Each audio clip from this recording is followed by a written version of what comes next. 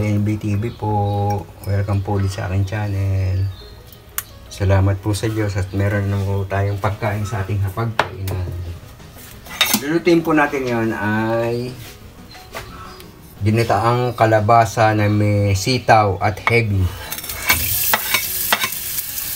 So, isa pa rin po yan sa napakatipid na ulam.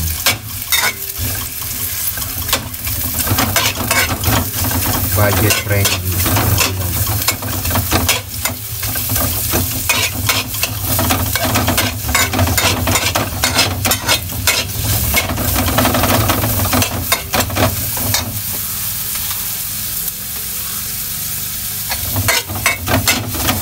Ilagay po natin yung ating sibuyas. Mix po yung ating bawang. Madali lang din pong i-prepare ito.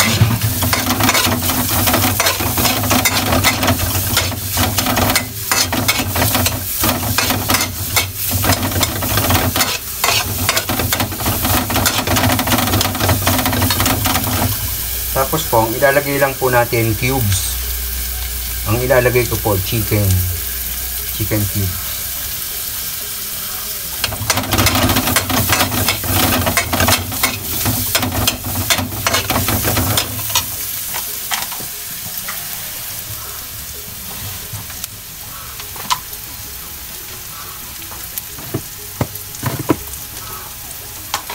Lagay po tayo ng konting paminta, pino, depende po sa inyong panlasa.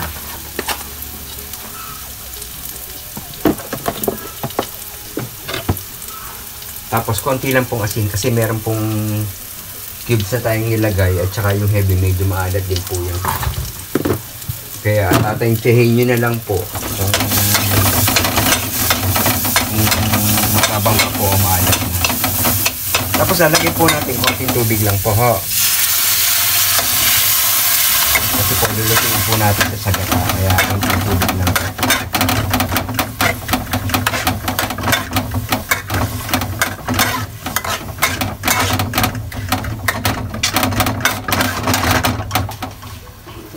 Napakadali lang pong i-prepare. Po natin yung sitaw.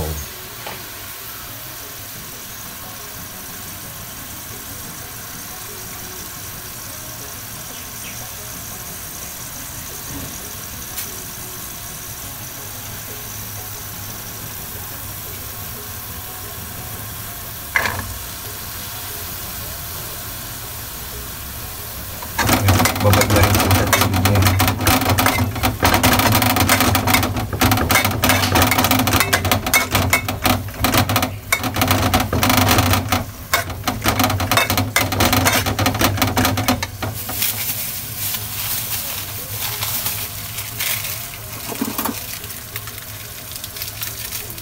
Tapos po, ito po yung heavy na sinasabi ko po. Yan, heavy. Maliliit pong hipon yan. Medyo maalat din po kasi yan. Natin ninyo po amoy na. Dito po, pwede rin po kayo maglagay ng hipon, pwede rin pong manok, pwede rin pong baboy. Tapos yung cubes po, pwede pong chicken, pwede pong beef, pwede pong pork. So, nasa inyo pong ano yan, budget. Sa budget po tayo nagkakatalo. Yan.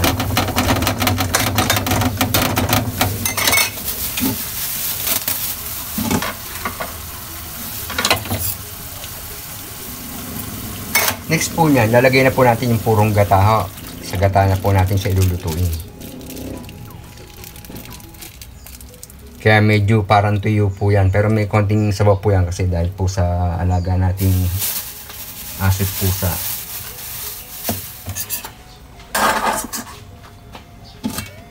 So, hintayin na po natin kumulo yan. Mamaya na po yung huli, yung kalabasa po.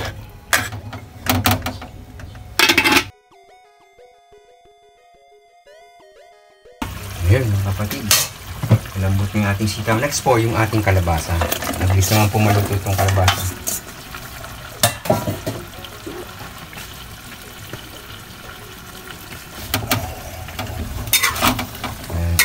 Sa gata po natin siya niluluto.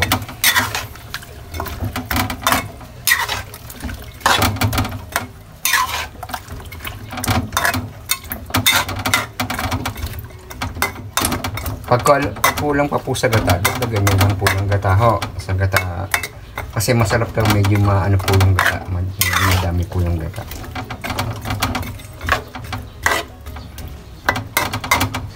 Pwede rin po yan, purong kalabasa po.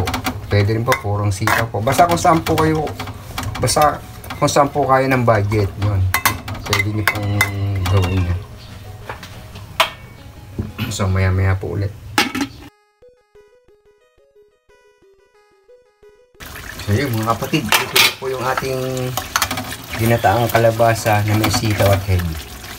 So, malalabog naman po pag ginan natin. Okay na po yan. Ito na po yan. So, yung mga kapatid, yung ating pong ginataang kalabasa with sitaw and heavy. Kung nagustuhan niyo po, paki-like po, paki-share, paki-subscribe po. Salamat po sa Diyos.